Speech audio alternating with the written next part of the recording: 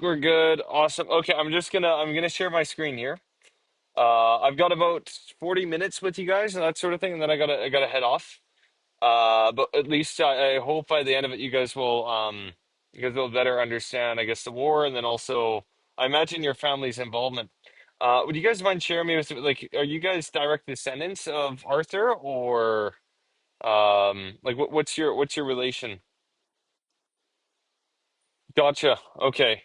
And then and then I remember when I was speaking with Janice, and this was quite a bit of time ago now, or maybe not that much, but a month or two or so ago. That part of the family moved out here to Canada, and then some of the family stayed back. Is that correct? Back in England? And so I imagine you guys are, of course, the strand that also came over and I guess stayed over. Hey, so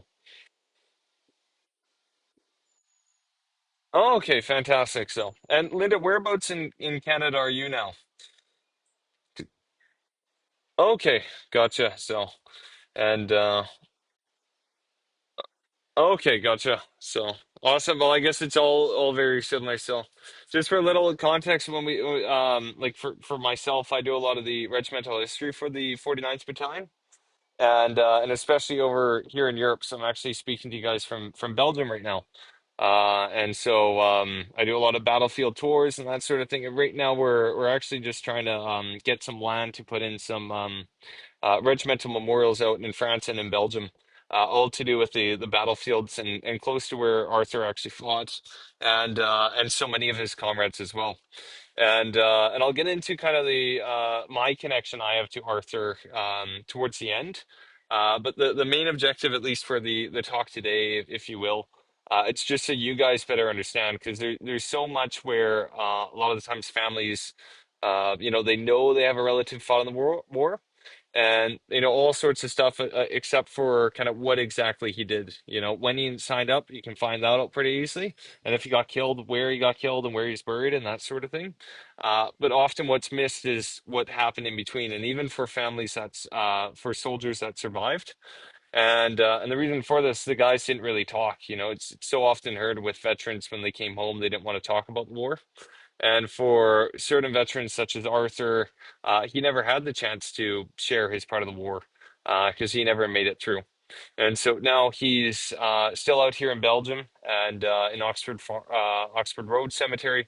But we're going to go through all the details on, kind of what led up to that, and also his general experience. So I might be speaking a bit quick throughout and that sort of thing, but just trying to cram in as much information as possible. So, but if you guys have any questions or anything, never ever hesitate and just cut me off, no problem. If I'm not making sense or speaking too quick, or the connection's bad or anything like that, just let me know, and we can make it work. So, sound good? That should be good. Yeah. So I'm sure you guys, have you seen this photo before? I think Janice has it. Think so. She goes by Jan, right? That's better. Yeah. So yeah, and so this is right when he signed up. We know it's when he signed up because you can see there's no mud. The buildings aren't destroyed, and he's wearing the early Canadian seven-button tunic, so he's looking pretty sharp. The color is a sand color, and he has the badges to the 82nd Overseas Battalion. That was a local battalion in Calgary, and so how it worked in the Canadian Army in the First World War, you would sign up with your a local battalion. All your friends are signing up with it, your family members, sometimes even the mayor of the town. And so really it's whole communities joining up in this unit. They're going to train together in Calgary. They're going to take a train across Canada and eventually sail over to France, or sailed over to England. What we can see here, this is in Calgary just a couple months before. These are men signing up. Of course, the fashion sense back then quite different. They're also quite different in demography, I guess is the right word. Back in the First World War, in general in Canada, there were a lot of British born. So Arthur was actually part of the majority being British born. In 1914, the first guys that leave Canada to go fight in the First World War, 70% of them are British born. And even by the end of the war, it's still about 50% are British born. And so, all that to be said, the reasons for enlisting, For many of the guys, the war is quite immediate. We can see on the attestation paper for Arthur, it actually mentions that he's only been in Canada for about 3 years, and he's a farmer and single, so he doesn't really have much holding him down. And so the idea of adventure, and I'm sure whatever friends he had also gone over. Another big motivation too for these guys is when they came out to Canada, they didn't really realize all the hardship, and equally they didn't have too much money when they came out here. And so if they changed their mind and wanted to go back to England, the best way to do that was to sign up, and then you could get your discharge at the end of the war in England. And so anyway, we don't exactly know what the motivation was for Arthur, but all that to be said, for each and every one of them, it was different factors, and it wasn't necessarily one thing, but it was a culmination of it. But once again, a lot of these guys are British born, and many of them, like Arthur, they just arrived in Canada a couple of years before. When we look at the journey Arthur makes, I guess he made it once before to get out to Calgary, but it's quite far. It's about 7,000 kilometers. And so with that initial overseas battalion, he's going to once again train across Canada, then take a boat across the Atlantic, arrive in England. And once he's in England, what happens is that overseas battalion, they're going to get broken up. And so what that means is there's going to be different drafts from regiments who are fighting in France. They have a big battle, they lose a lot of guys, and they need more guys.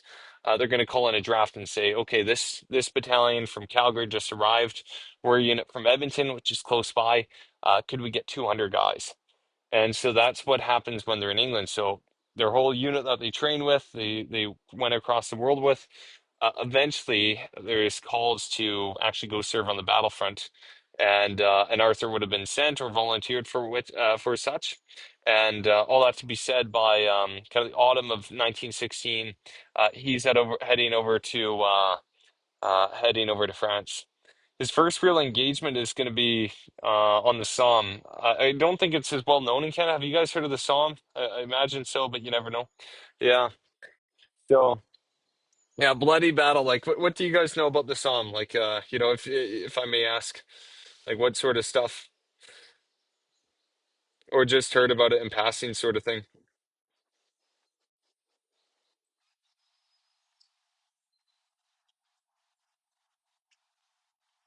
Oh yeah, yeah. Because now what we see. Oh yeah, go on. Sorry, it's kind of connect.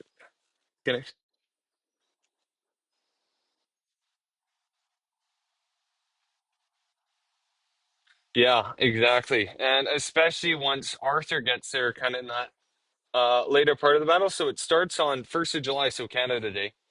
It was meant to be a big French and British offensive, but the French had another big battle happening at Verdun, where the Germans were trying to bleed them white. And so the British and the Commonwealth had to take on a bigger role. And by the time the Canadians arrived in September, already hundreds of thousands of guys had been killed, and it was just this real meat grinder. But it was necessary because, I mean, if you look at the First World War, it's a true attritional war. So yeah, they're fighting over territory, but it's also kind of that whole thing, last man standing. And when Arthur would have arrived on the Somme, before that he was, or I guess still he was with this basically labor battalion where they were close reserves. So as soon as a battle happens, they can be called forward and replenish that unit. And so this is taken just downtown in a place called Albert, or a lot of soldiers knew it as Albert. In French, you don't pronounce the last T, so that's why it was Albert. And when Arthur was there, and every soldier, as we can see all these soldiers going through, they always saw this the basilica and the Leaning Tower of Mary. So that's one thing that Arthur would have actually seen. The church is still standing to this day, and it's quite amazing if you actually visit there in France. You'd be looking up at the same spire that he would have been looking at back in 1916. But from here, the battlefront, where once again thousands of guys had been killed already, is only a couple kilometers away. And so Arthur would have marched down this road that you can see these guys going down to get towards the battlefront. And what's going to happen on the 15th of September? There's a battle that takes place here at a place called Courcelette, and that's where the Edmonton Regiment are. Eventually, they're going to come out of action. They lose about 300 guys killed and wounded, fighting right over here. They come out of action on across this field, eventually down this road, and they end up down here at a place called the Chalk Pit. And the Chalk Pit was this kind of encampment, if you will. And and they also had a bunch of canteens and that sort of thing. Anyway, Arthur is coming with a bunch of other guys as reinforcements just down this road down here. They turn left, and that's where they're going to come meet the 49th Battalion. And it's right here at the chalk pit that Arthur officially joins the infantry. And so now he's really with kind of the sharp end of the spear. And in the infantry in the First World War, your odds weren't that great. You know, they need tons of guys in it because for every four infanteers, one's going to be killed, two are going to be wounded, and one's going to come out unscathed. But I think someone might have just joined us. Let's see. Oh yeah, hang on. Oh, there we go. I think we got Jan now. Jan, can you hear us? Oh, perfect. I think she's on mute, but I think we can. I think we're good. So, hi Jan, can you hear me? Perfect. Okay, she can hear me. That's all that matters. So, I'll keep going just for time's sake. Can you guys still see my screen? Is it looking okay? Excellent. Okay. So anyway, this is where he joins, and once again, now he's properly with the infantry. This is actually a first-hand account of another guy from the same unit, the same 82nd Battalion draft going to them. So they said, we reached the 49th Battalion at some dugouts just in front of Albert called the Chalk Pits. It was a nasty wet morning, and Colonel Griesbaugh, who was a commander, came along and looked us over. He then told us to split into parties of friends and attached us to different companies. The party of friends I was with went to A company. And then Arthur Lowe was going to go to C company, so he had a different type of friends. After that, he asked the officer in charge of the draft how we were fixed for rations. When he was told that we had 24-hour rations of bully beef and biscuits, which is not very good, he said, "Bully beef and biscuits be damned. Take them to the cook kitchen and see if they can get anything to eat." So we went to the field kitchen, got filled up on rice that had been left over. It was the biggest feed we had in France so far. And so once again, that's happening right here, and it's still in existence, this ancient quarry. And what he would have been seeing, the guys who were coming out of action, they're all weary. Some of them still bloodied from the trenches. A lot of them have been fighting for 72 hours straight. There was a lack of water, so some of the guys literally coming out are half dead, half dead. But you could imagine the impression that it would have had on him. Uh, Pretty soon he's going to be in action himself at a place called Regina Trench. This happens in about 3 weeks later, and it's going to be one of the costliest battles. Um, the actions around Courcelette in the autumn of 1916 for Canada are the bloodiest of its history. So there's 24,000 Canadians that are going to be killed, wounded, or missing. Of course, and also this other place called Regina Trench. It was a massive trench line that the Germans had dug, and you can actually see these actual aerial photos from 1916 showing where they were going to assault. C Company was right here, and this is Arthur Lowe's unit, and they were meant to go forward. There were other guys going to be attacking on the right flank, but no one on the left. And so one of the big fears was, okay, if there's no one attacking on the left, all the German trench line, and it extends for a couple of kilometers, can just open up rifle and machine gun fire into our flanks. Luckily for C Company, they're going to be fighting in the middle, so they don't have to worry too much. But still, it's going to be this formidable objective. Right away, quite a few things go wrong. The artillery is missing its mark. They can't properly see the trench. It's on a reverse slope, and so their fire is either coming too short or too far.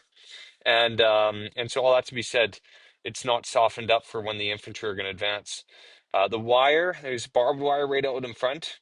It's not properly cut, and so the big worry, and they realized this the night before, that once the infantry go forward, they're going to get held up by this barbed wire right in front, and then they're free pickings for the German infantry waiting in the trench with machine guns, sniper rifles, all that sort of thing. Worse still, the whole idea for this attack, you're going to have D and C Company going forward to attack the main objective. But what had actually happened was when they had laid out the jumping off tapes the night before, they had done it incorrectly, so to lead C Company off towards this line right here, Kenora Trench, meaning that D Company is going to get virtually annihilated. So for them, or just to give you an idea how bad this battle was, there's 109 guys in this D Company who are going to go forward. Once they advance, they meet barbed wire. The Germans virtually annihilate them, and there's only 15 guys going to walk out. Luckily for C Company, and once again, this is Arthur's first battle. C Company, they're going to fare a little bit better because they break into this trench. And then for the next 8 hours or even longer, no, I'm sorry, it's more like 13 hours, they're going to be in constant grenade battles with the Germans right at this junction. And so this is exactly what Arthur would have been doing. He might have gone into one of the shell holes here, but it's more than likely he got into this trench line. And there he's literally fighting for his life. There's guys being killed right beside him. And this is only a couple of weeks after he had reached the Western Front. And so this is actually a report from his commander during the attack. So just to give you an idea of what your, I would say your cousin went through. Immediately upon our bombardment commencing, we advanced. After leaving the tape about 70 or 80 yards from the jumping off place, the first wave inclined to the right, and the second wave followed. My impression was that we were running in a direction parallel to the tape, but about 40 yards on the other side of the German wire, we jumped into a trench, which subsequently I found to be Kenora Trench. So they're talking about jumping right here. The opposition from machine guns and rifle fire during our charge was very intense, and I saw men dropping all along the line. This deadly fire started almost simultaneously with our barrage. My place of entry into Kenora Trench was where the enemy had a strong point, near that junction point that they're going to be fighting, and a considerable number of men following me. Some continued on, passing over Kenora, and when they saw they were not being followed, dropped into shell holes. Several, upon trying to return, were killed by snipers. At this time, I saw strong German supports coming into Regina Trench from the rear, and the machine gun and rifle fire from the whole enemy line was deadly. So the man who wrote this account days after the battle, he was literally within feet of where Arthur would have been. And so exactly what he's describing here, that confusion and just the murderous fire being put on them, is exactly what Arthur would have been experiencing. It's likely Arthur would have got into the trench, and then subsequently he would have been in that heavy fighting, and by the end of the day, he's actually wounded, and so he gets out of the battle alive, thankfully. And he would have been taken by stretcher initially over the muddy terrain, and eventually ended up in a hospital. And so Arthur's first encounter with fighting on the Western Front, um, not only was it deadly, but for him, he was nearly killed in it. And so many of those guys that were killed, their bodies were never found. And you can see this photo taken around the same time. You can just see the strain on each of their eyes. And these are seen as the lucky guys who survived. What's going to happen for Arthur after? He's going to be in hospital for a couple weeks, couple months, and then he's eventually going to return with the unit right before a big battle, which I'm sure we've all heard of, called the Battle of Vimy Ridge. Uh, just to double check, everyone's heard of Battle of Vimy Ridge, right? Just making sure. Yeah, all good. So, oh, you've been there. Excellent. So, when he comes to Vimy, it's different to. I mean, when you just was that Vern speaking? I can't see the photos. Vern, were you? Oh, you've both been there. When did you guys go? What time of year? What time of year? Oh, okay. Oh, okay. So it would have been nice. It would have been nice weather. So, when Arthur was there. It was far from nice. In fact, he got there right in time for one of the harshest winters. So he had just been wounded, spent a couple weeks in hospital, recuperates from his wounds, and now they're on this crater line. You guys would have seen those big bomb craters as well. And then he ends up in these trenches. They're so short on men. They're doing about 3 weeks in the front line trench, then 1 week off, and then 3 weeks back in. And that's a lot more than the regular 2 weeks they spend in the trenches and then 1 week off. It's worse still because not only do you have all the scrapes and the traces of war that you guys would have actually seen, but can you guys notice something else about this photo? Can you tell what, obviously it's February 1917, but you can see all the snow, can't you? And so that winter that Arthur was there, it just so happened to be the coldest one on record. So when he was in the trenches around January, February, temperatures dropped on some days to as low as minus 25. And so it was absolutely freezing. And you're in that trench, and water always goes to the lowest point. And so they're muddy, they're cold, they're frozen. And that's what he was living in. And all the while, the Germans are just about 30 yards away on the other trench. So that's no man's land right there. So just to give you an idea, even when he's not fighting here, he's doing extraordinary things. Well, all the soldiers were, and it's that thing. These ordinary guys, all of a sudden, are now here, and they're tough as guts. And this is just their new day-to-day life, right? Oh, can you hear me? Is it better now? Okay, so, but I think we're good. Um, awesome. So eventually what's going to happen is, as we all know, there's a big battle there. Um, when Linda and Vern, when you guys went to Vimy Ridge, I presume you went through those actual preserved trenches and the concrete and that sort of thing. Is that correct?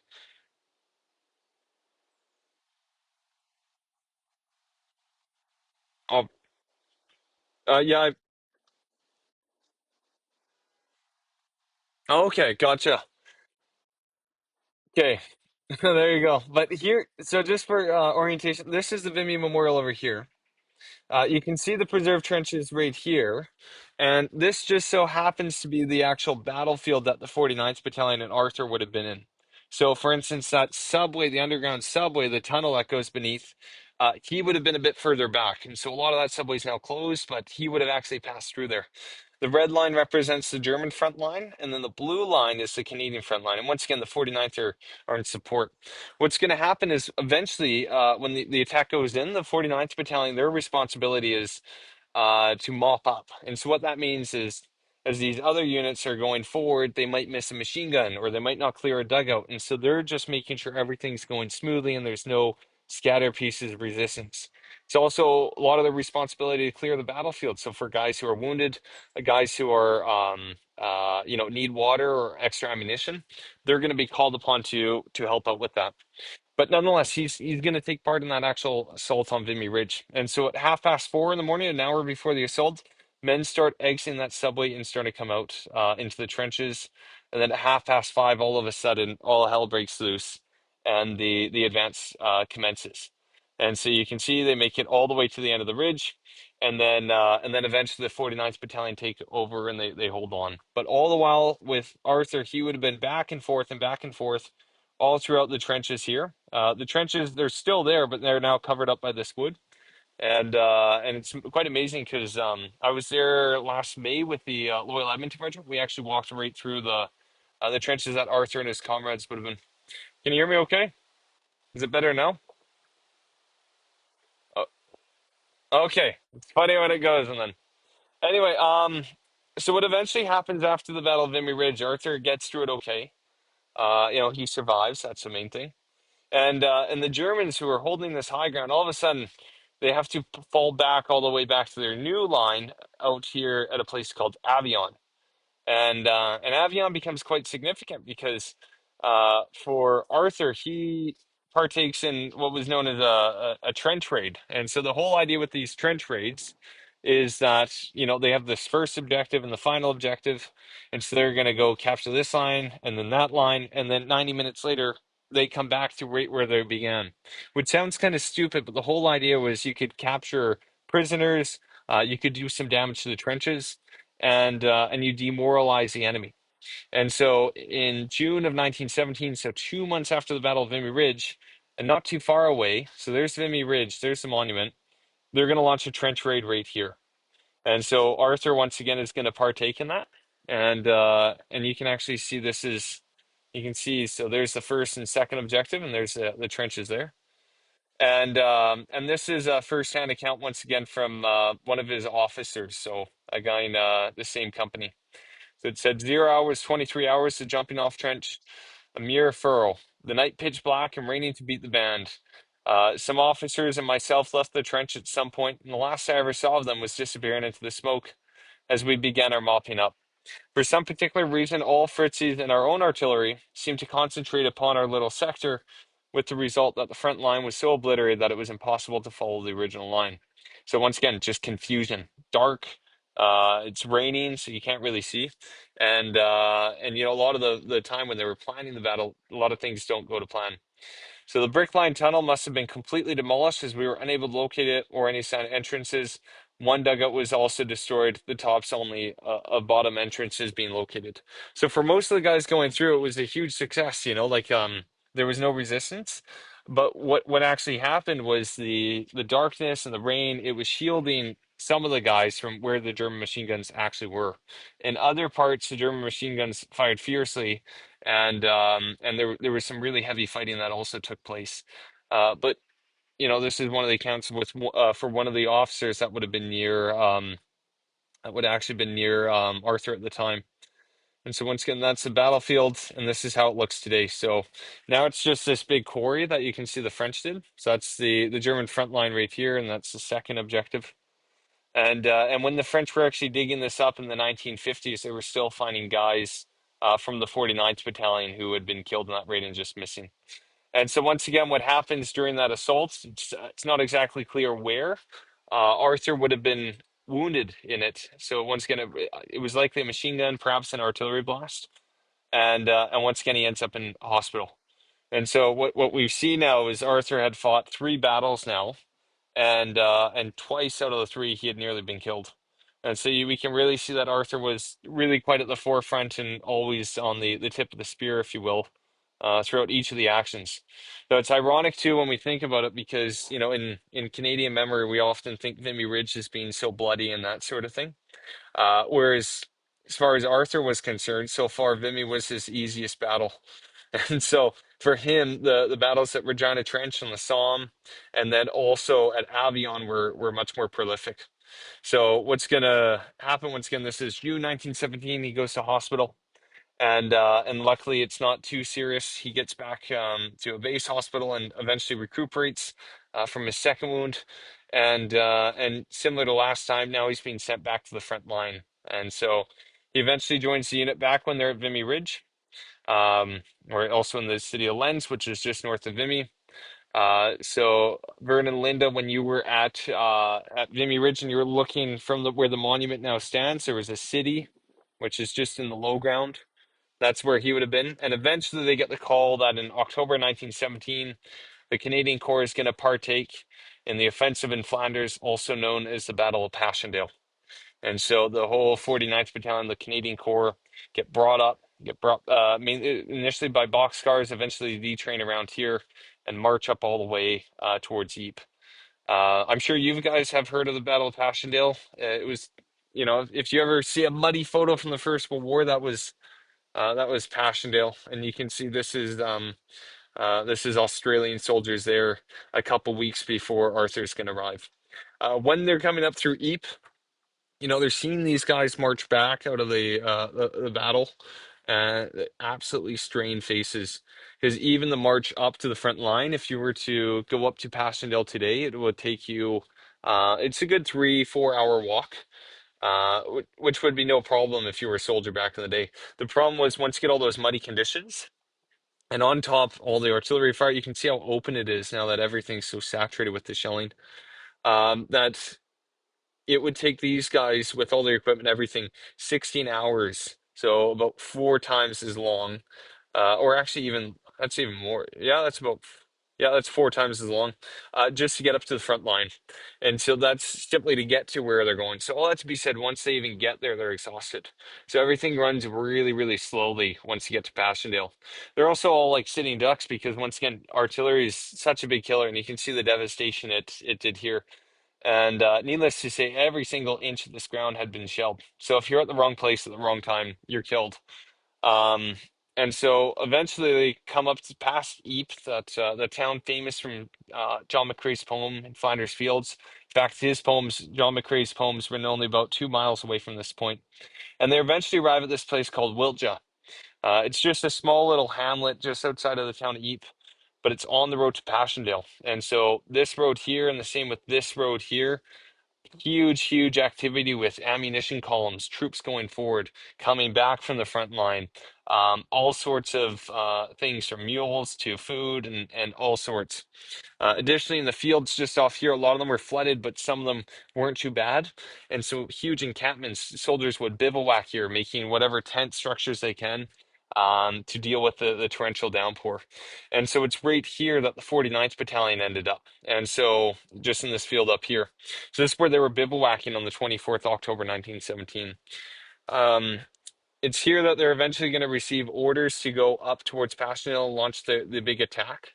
But they're going to be waiting here for a couple days, and so they just get comfortable as they can. And once again, it's that waiting, that agonizing wait.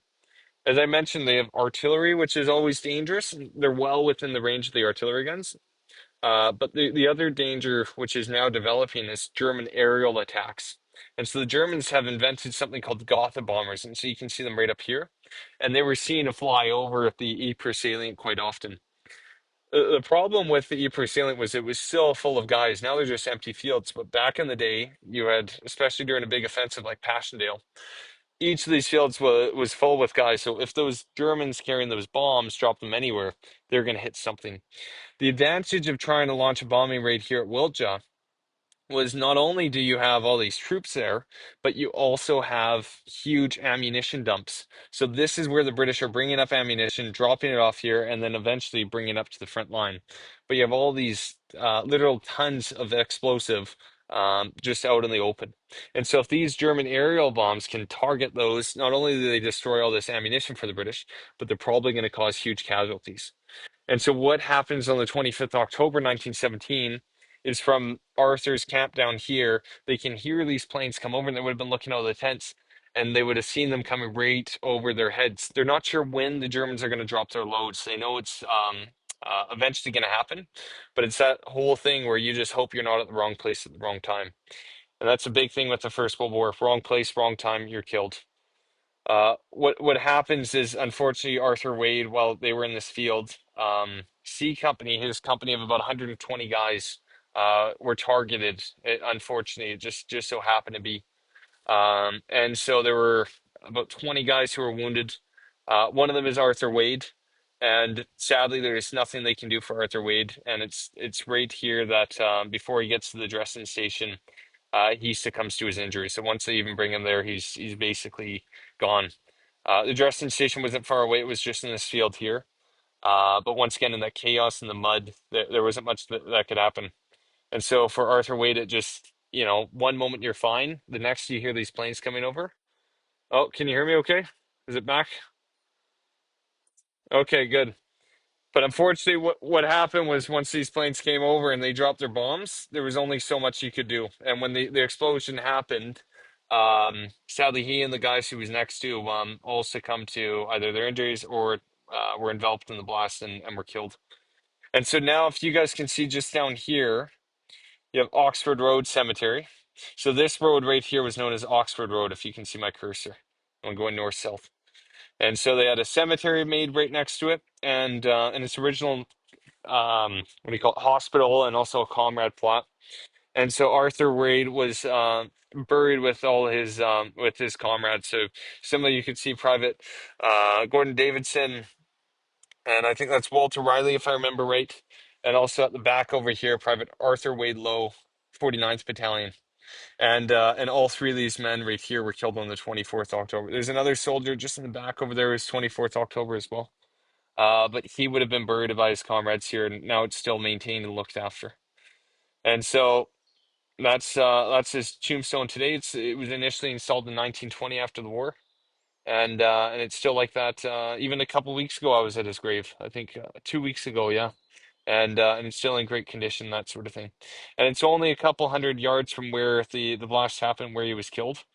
And that was an important thing for the Commonwealth to show the sacrifice they had made on these sacred grounds now, and just how intense the fighting was. Once again, you can see too, like Arthur Wade, he's not the only guy to die in that field. There's tons of other guys, some who will be wounded at the front, brought back. But for Arthur Wade, he died just nearby. And so yeah, that's more or less kind of the presentation, if you will, with Arthur Wade. Just making sure on the time. I don't want to don't want to go over anything, right? So uh, but yeah, it's quite tragic if you think about it, because for a guy, and as I mentioned, for the infantry, yeah, a lot of the guys get killed, but a lot of them just get wounded. But eventually, your luck kind of runs out. It seems like Arthur Wade was a really committed soldier, and he wasn't really one to kind of sit back. And I think it shows with his record. Really, when you look at it, he was in three battles, or not including the one where he eventually died, because that was just a unlucky kind of aerial raid. But the two battles, two out of the three battles, he was wounded in, which is nothing really to scoff at. It means he was up at the front, obviously proud of what he was doing and dedicated to be there, and for all intents and purposes, a real hero. And and yeah, so it's unfortunate he's died. I'm curious though, Vern, and Linda, when you guys were out here in Europe, did you make it up to Oxford Road Cemetery, or like have you been to his grave? No?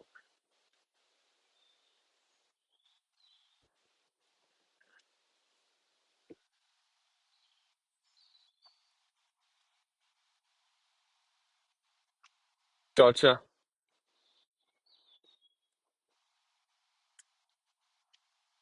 Uh, see, yeah.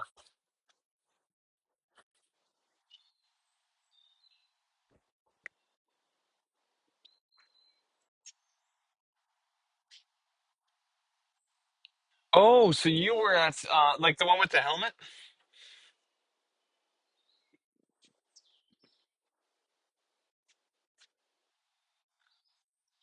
Oh, okay. Oh, this is Vimy Ridge. Yeah, yeah, yeah. Gotcha. Yeah, yeah, yeah. Yeah, exactly. Hey? But yeah, with the have oh yeah, you tried to find it? Oh, really? Yeah, that's unfortunate. Hey, yeah.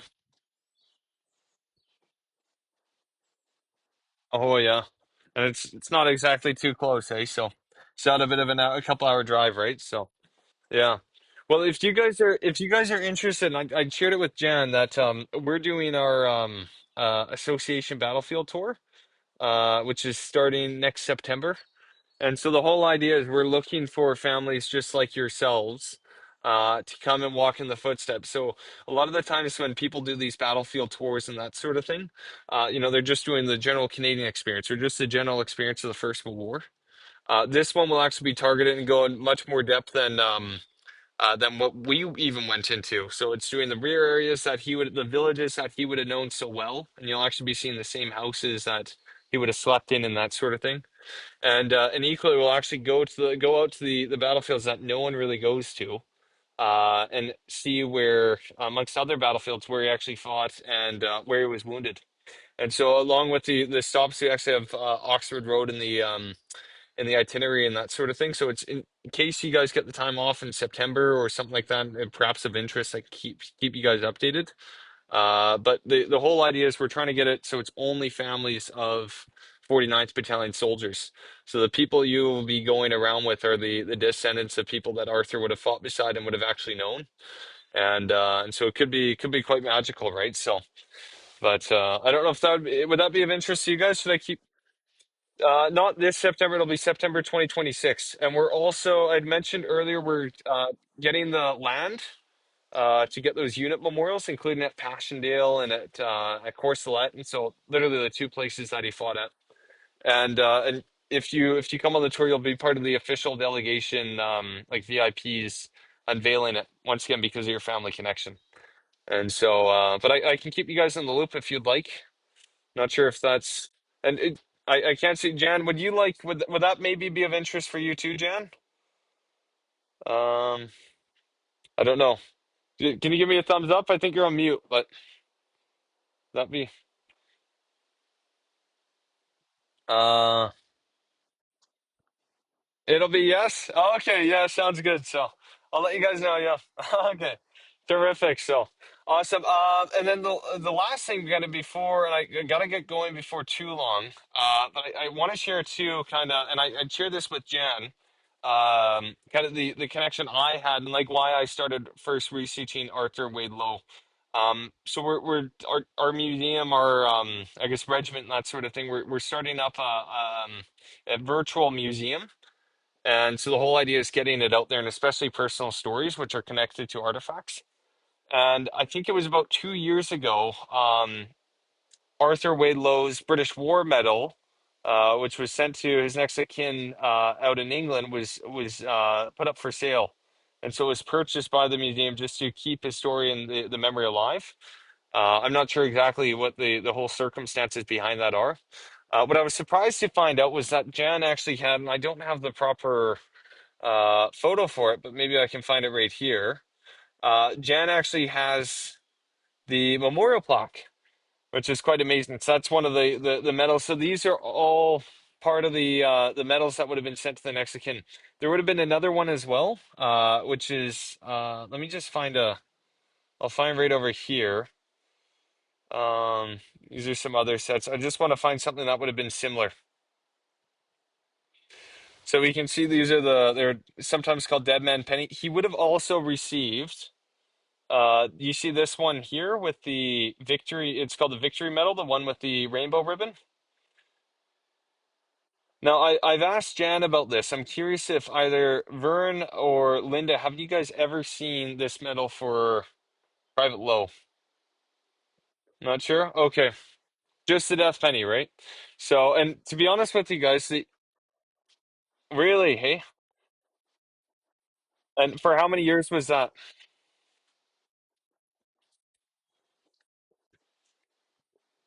Gotcha.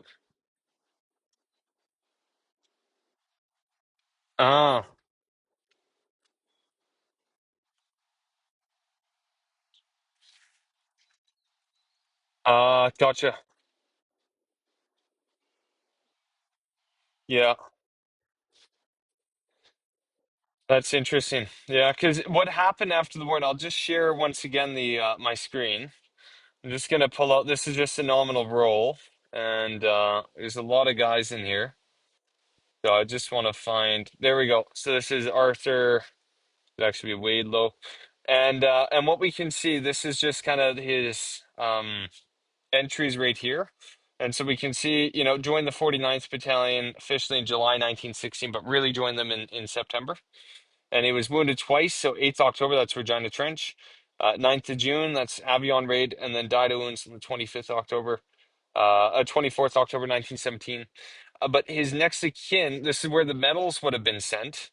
Um, his next of kin was, yeah, his mother, so in Liverpool. And so that makes sense why, I guess when I mentioned that British War Medal showed up in England, it ended up there, but then perhaps the memorial plaque, and I think Jan and I were talking about this last time, how the memorial plaque traveled to Canada. So I imagine that, perhaps you guys, what's, yeah. And what often happened, and what sometimes happened, because he would have also received something called the Memorial Cross, which looks like this. And it would have been sent to the mother. Yeah, just like this. Can you guys see that? And the whole idea behind this is it could be worn with the kind of around the neck of someone. It just shows it's also known as a cross of sacrifice. So the whole idea is that if you lost a son or a husband or something, the female next of kin could wear this. So it would have had his service number and name inscribed on the back. But I imagine what happened with these medals is they were split up, two different siblings in the family.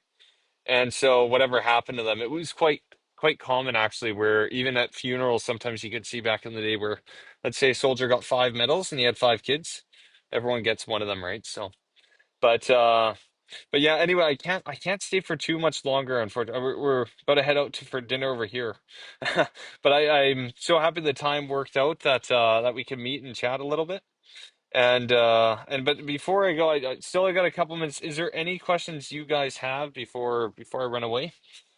And Jan, if you have any questions, just write it in the chat too. You could just text out a message or something like that. Or Linda and Vern, or any questions, or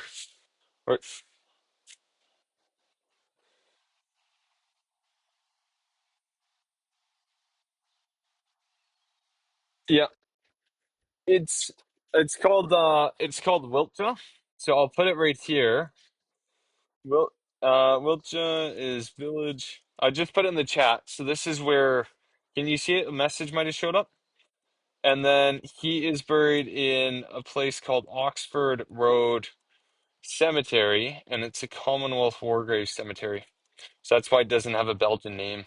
So it actually got uh commission. So it actually got the name back in the day during the war. I'm gonna misspell the commission there, but that works. But yeah, and so yeah, go ahead, Linda.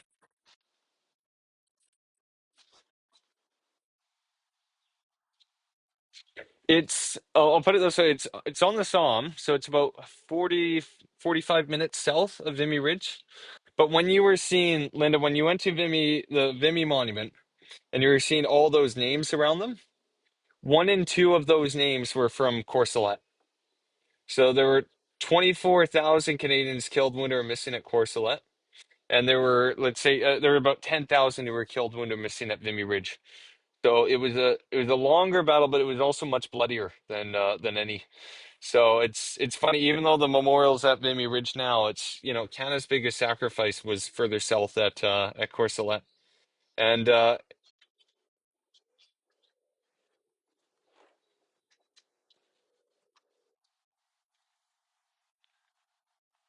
probably not. In fact, it's such a small village now that they don't even have any stores there. So it's just it's a proper farmer village. So they have the church, the mayor's office, and then just a bunch of farmers. There is another village nearby Vimy called Courcelles, which that might be it, right? Yeah. Oh yeah. Oh yeah. Oh, there you go, right? So, but yeah, guys, seriously, oh, really? Oh, there you go. Yeah, it's not too far from Vimy there. So, but do put some thought. Like if I'll send you guys a little brochure and that sort of thing. I'd already sent it to Jan. I'll send it out to you guys properly, and just to kind of mark down the date. It's probably going to be about an 8-day bus tour. But the whole idea is well, first off, it's a non-for-profit, so the price will be basically as low as we can get it. And then you guys will be traveling around with other people that Arthur would have known, or like his their descendants, and then we'll literally make it into it so all the places that we spoke about here that are significant to Arthur, we'll also include that in the tour. And the whole idea is it's really a pilgrimage going out to those sites, and it's to kind of help families like yourself who want to know more and might want to experience it, right? So, but I'll certainly keep you guys in touch with that, and hopefully you guys can make it out and help with the unveiling too, with the monuments and that sort of thing. So. But I'll keep you guys in the loop. So, if I can, maybe if Jan or Linda, I think I have your email. Vern, I don't know if I have your email. Would you be able to shoot me an email, or Jan or Linda? Do you think you could share Vern's email with me, and I can add you guys to the mailing list? Oh yeah. Let me actually see. I'll check right here. Let me just see. Yeah, Vern, I don't know if I have your email, so if one of you guys, either Linda or Jan, could just share it with me, or pass on my email to Vern, that would be awesome. So, yeah, awesome. There you go. Perfect. So, awesome. Oh, now we can hear you. Yeah, now we can hear you. There we go. So,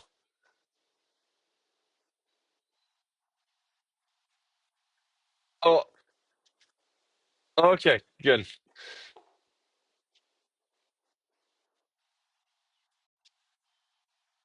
excellent, perfect. So, okay, yeah, I'll send a group email to all three of you. So, and then you guys can see it. So. Awesome. I gotta run up.